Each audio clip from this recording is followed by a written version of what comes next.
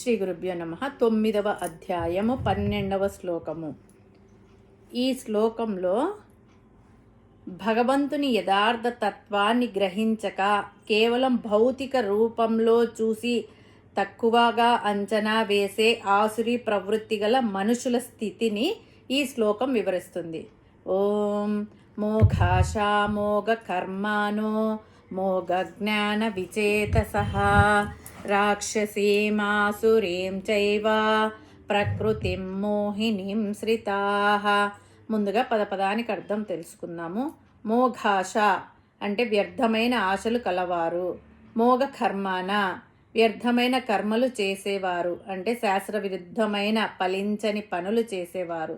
మోఘ జ్ఞాన నిష్ప్రయోజనమైన లౌకిక విద్యలు కలవారు. విచేతసః వివేకము కోల్పోయిన వారు.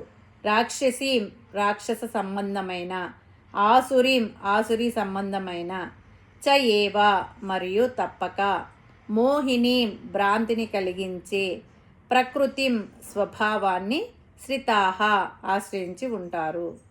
తాత్పర్యం ఏమిటంటే భగవత్తత్వాన్ని గ్రహించలేక నన్ను సామాన్య మానవుడిగా భావించే మూర్ఖులు భ్రమను కలిగించే రాక్షస ఆసురీ స్వభావాలను ఆశ్రయించి ఉంటారు. అటువంటి వారి ఆశలు వ్యర్థమైనవి, వారి కర్మలు నిష్ప్రయోజనమైనవి మరియు వారి జ్ఞానమంతా శూన్యమైనది. వారు వివేకాన్ని పూర్తిగా కోల్పోయిన వారు. మనము చాలాసార్లు అబ్బా ఇది అమోఘంగా ఉంది అని అంటూ ఉంటాం.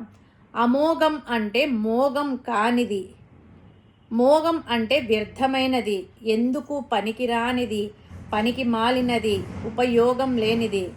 కృష్ణుడు మనం చేసే కర్మలన్నింటినీ ఇలాంటి పనికి మాలినవి అంటున్నాడు. మోఘాష అంటే పనికి మాలిన వ్యర్థమైన ఆశలు. మోఘ కర్మన మనం చేసే పనులన్నీ వ్యర్థమైన పనికి మాలిన పనులు.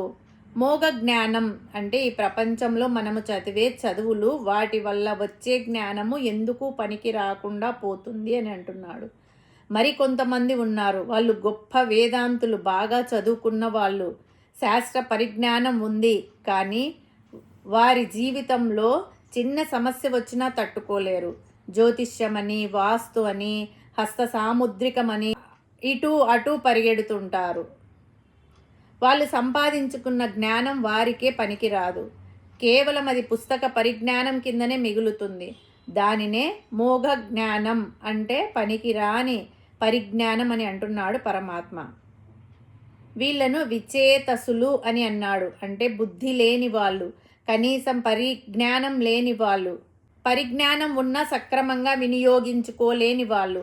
ఇంకా కొంతమంది ఉంటారు, వారు చేసే అక్రమ వ్యాపారాలలో, వ్యవహారాలలో తమకు లాభం వచ్చేటట్టు చేస్తే దేవుడికి ఇంత వాటా ఇస్తామంటారు.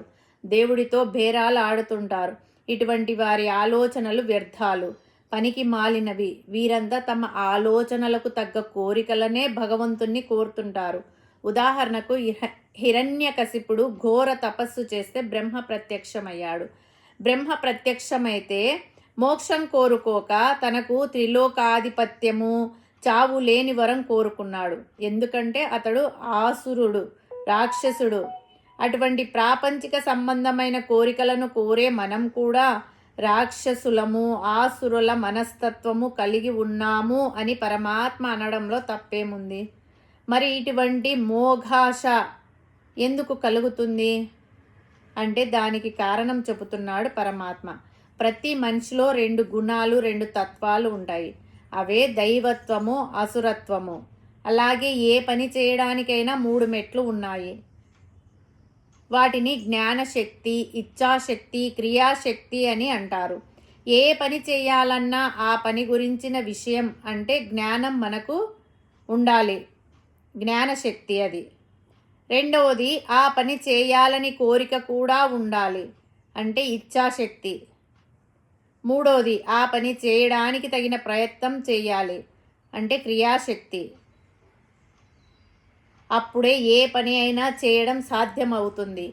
పైన చెప్పబడిన మోఘాషలు, మోఘ కర్ములు, మోఘ జ్ఞానులు ఎల్లప్పుడూ పనికి మాలిన వ్యర్థమైన ఆలోచనలు చేస్తూ పనికిమాలిన ప్రయత్నం చేస్తుంటారు.